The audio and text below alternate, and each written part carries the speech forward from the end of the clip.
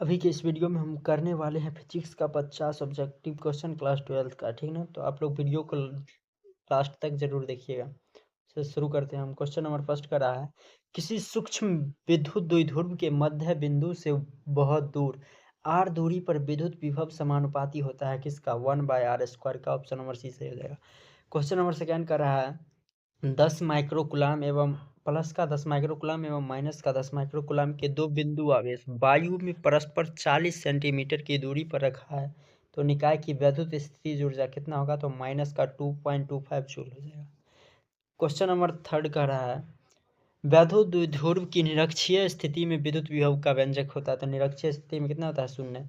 Question number 4 का रहा है, एक बिंदु आवेश Q से R दूरी पर विद्युत विभव का मान होता है। Q से R दूरी पर विद्युत विभव का मान कितना होता है? 1/4 pi epsilon into Q/R। Question number 5 का रहा है, विभव प्रवणता बराबर होता है, तो विभव प्रवणता बराबर क्या होता है? dV/dx। ऑप्शन नंबर सी से हो जाएगा। क्वेश्चन नंबर 6 का रहा है, विद्युत विभव बराबर होता है, विद्युत विभव किसके बराबर होता है? W/Q के बराबर होता है। क्वेश्चन नंबर 7 का रहा है, दो विद्युत आवेशों के बीच लगने वाले बल को नियंत्रित करने वाले नियम को कहा जाता है? किसका नियम? कूलाम का नियम कहा जाता है। क्वेश्चन नंबर 8 का रहा है, अगर दो आवेशों के बीच बढ़ाई जाती है तो उनकी विद्युत स्थितिज ऊर्जा क्या होगा? तो घट सकता है या बढ़ सकता है? धारिता कैपेसिटेंस से क्वेश्चन है। कथन फर्स्ट, एक संधारित्र की धारिता उसके प्लेट पर आवेश के बढ़ने के साथ बढ़ता है। और कथन सेकेंड है, भी समानुपाती क्यू। तो दोनों कथन क्या है? सही है, तथा कथन सेकेंड कथन फर्स्ट का सही व्याख्या है। क्वेश्चन है, दिए गए चित्र में प्लेट एक्स अक्ष पर आवेश कितना है? 20 माइक्रोकुलाम। क्वेश्चन नंबर 3 है, कथन फर्स्ट, किसी वस्तु को ऋणावेशित करने पर उसके द्रव्यमान में अल्प वृद्धि होती है। कथन सेकंड कर रहा है, आवेश की क्रिया इलेक्ट्रॉन के स्थानांतरण के कारण होती है, क्या होती है? तो दोनों कथन सही है, तथा कथन सेकंड कथन फर्स्ट का सही व्याख्या है। क्वेश्चन नंबर 4 क्या कर रहा है, ए तथा बी बिंदुओं के बीच समतुल्य धारिता कितना है? ए तथा बी के बीच समतुल्य धारिता है इसमें 4/3 माइक्रोफैराड है। क्वेश्चन नंबर 5, ए तथा बी के बीच समतुल्य धारिता इसका निकालना है 20/9 माइक्रोफैराड होगा, निकाल लीजिएगा। क्वेश्चन नंबर कह रहा है 6, तीन संधारित्र जिनमें प्रत्येक की धारिता C है, तो श्रेणी क्रम में जोड़े गए परिणामी धारिता का मान कितना होगा? 3C हो जाएगा। ठीक ना, C/3 हो जाएगा। ऑप्शन नंबर सी हो जाएगा सही इसका। ठीक ना। क्वेश्चन नंबर 7, दिए गए चित्र में ए और बी के बीच तुल्य धारिता कितना होगा? तुल्य धारिता हो जाएगा 9 माइक्रोफैराड। ऑप्शन नंबर बी सही।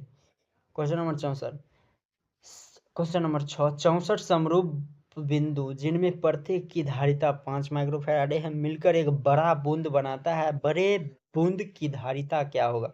तो 20 माइक्रोफैराड हो जाएगा। क्वेश्चन नंबर 9 कर रहा है, C1 बराबर 2 माइक्रोफैराड तथा C2 बराबर 4 माइक्रोफैराड के दो संधारित्र को श्रेणी क्रम में जोड़ा जाता है और उनके सिरों के बीच 1200 वोल्ट का एक विभवांतर आरोपित किया जाता है, तो 2 माइक्रोफैराड वाले संधारित्र के सिरों पर विभव का विभवांतर कितना होगा? तो हो जाएगा 800 वोल्ट। निकाल के देखिएगा। क्वेश्चन नंबर 10, यदि 100 वोल्ट तक आवेशित करने पर एक संधारित्र की संचित ऊर्जा 1 जूल हो तो संधारित्र की धारिता कितना हो जाएगा? 2 × 10⁻⁴ फैराड। क्वेश्चन नंबर 11, 1 फैराडे बराबर कितना होता है? 1 कूलम पर वोल्ट होता है। ऑप्शन नंबर बी सही हो जाएगा। ठीक ना। क्वेश्चन नंबर 12, एक समांतर पट्टिका संधारित्र की धारिता के लिए निम्नलिखित में से कौन सही है? कौन सही है? ε0A/d। क्वेश्चन नंबर 13, चित्र में ए और बी के बीच समतुल्य धारिता निकालना है, धारिता इसका निकाल के आएगा। क्वेश्चन नंबर 14, आवेशित संधारित्र पर संग्राहक पट्टिका और संघनक पट्टिका के आवेशों का योग कितना होता है? 0। क्वेश्चन नंबर 15, दो समान धारिता C वाले संधारित्र को समांतर क्रम में जोड़ने पर उसकी समतुल्य धारिता कितना होता है? 2 कूलम। क्वेश्चन नंबर 16, किसी चालक की धारिता होती है, किसी चालक की धारिता कितना होता है? C बराबर Q/V। ऑप्शन नंबर डी सही। क्वेश्चन नंबर 17, आवेशित चालक की ऊर्जा होती है, आवेशित चालक की ऊर्जा कितनी होती है?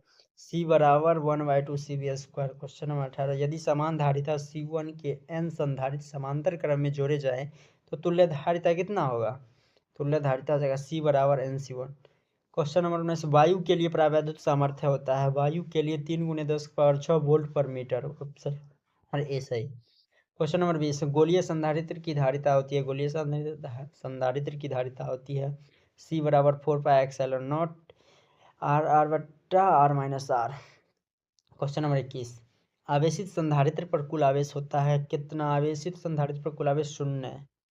क्वेश्चन नंबर 22, 64 समरूप बूंदे जिनमें प्रत्येक की धारिता 5 माइक्रोफैराड है मिलकर एक बड़ा बूंद बनाते हैं, तो बड़े बूंद की धारिता क्या होगी? बड़े बूंद की धारिता हो जाएगा इसमें 20 माइक्रोफैराड है। क्वेश्चन नंबर 23, पृथ्वी का चुंबकीय आघूर्ण कितना होता है? पृथ्वी का चुंबकीय आघूर्ण 8.0 × 1022 जूल पर डेस्ला होता है, ठीक है ना।